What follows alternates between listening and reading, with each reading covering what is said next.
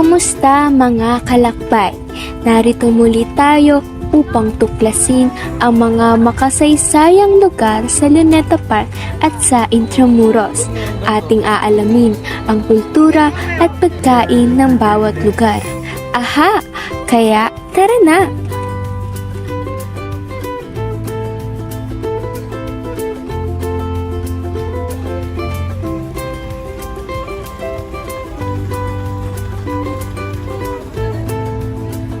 Kumusta mga kaaha? Nandito tayo ngayon sa Luneta Park kung saan itinayo ang monumento ni Jose Rizal.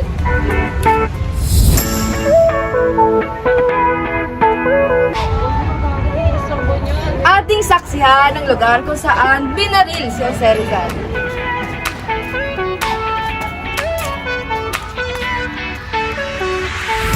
Ang monumento ni Jose Rizal ay isang bantayog na luwasang Rizal sa Maynila, kung saan itinayo upang alalahanin ang makabayang Pilipino na si Jose Rizal. Ang museo ng Casa Manila ay nagsasalaysay ng kasaysayang panlipunan ng Manila noong panahon ng kolonyal ng Espanya.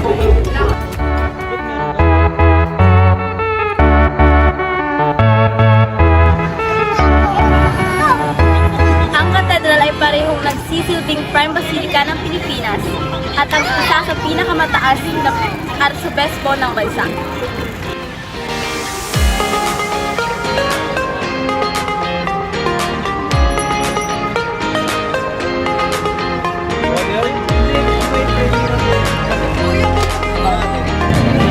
Ito ang huling pahingaan ng mga dating prelate na naglingkod sa Arkidiosese ng Maynila.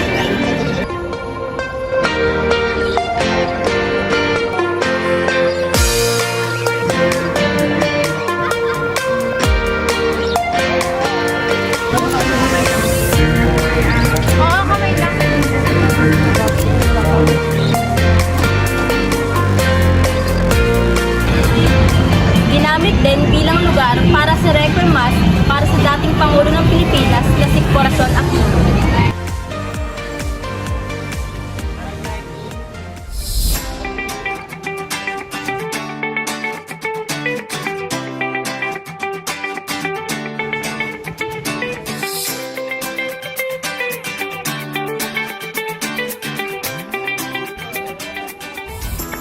Ang bantayog na ito ay tinayo bilang alaala sa mahigit 100,000 na mga sibilyan na napatay sa labanan para sa paglaya ng Manila sa pagitan ng ika-3 ng Pebrero at ika-3 ng Marso 1945. Biktima sila ng mga karumal-dumal na gawa ng Japanese Imperial Forces at ang mga casualty ng heavy artillery barrage ng American Forces.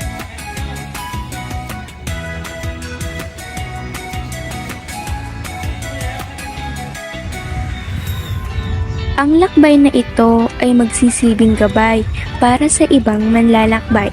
Matutuklasan ang nakatagong kayamanan at iba't ibang kultura, pananamit, pagkain sa Luneta Park at sa Intramuros. Masisilayan ang napakagandang destinasyon kasama ang inyong pamilya, kaibigan o kasintahan.